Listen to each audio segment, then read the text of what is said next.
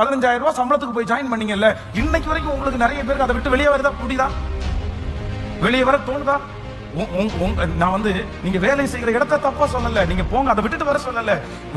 உங்கள் நிமித்தமாய் உங்களுடைய மேனேஜர் நிறைய சம்பாதிச்சாரு, உங்கள் நிமித்தமாய் உங்களுடைய ஓனர் நிறைய சம்பாதிச்சாரு. ஆனா அந்த ஓனர் உங்களுக்கு சம்பளம் கொடுத்தாரு, அது உங்களுக்கு ஆசீர்வாதம்.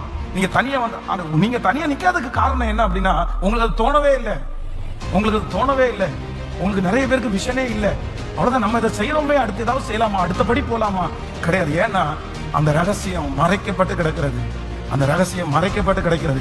இன்னைக்கு நான் பிரசங்கம் பண்ணும்போது இது உடையணும்னு நான் விசுவாசிக்கிறேன், இந்த கட்டு உடையணும்னு நான் விசுவாசிக்கிறேன். எல்லா வாலிப தம்பிகளும் தங்கச்சிங்களும் ஜெபம் பண்ணணும். மகனே, நீ கவலையே படாத, உனக்கு பேக்ரவுண்ட் இல்லைன்னு நீ கவலைப்படாத, உனக்கு பின்னணியை குறித்து நீ கவலையப்படாத. ஏசப்பா உனக்கு கற்றுக் கொடுக்க வல்லவரா இருக்கிற. நீங்கள் ஆசீர்வதிக்கப்படும்படி ஒரு ரகசியம் இருக்கிறது.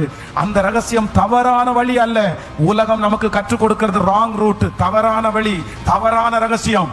ஆனா என்னுடைய பரிசுத்த ஆவியானவர் எனக்கு கற்றுக் கொடுக்கிற வழி நேர்த்தியான வழி.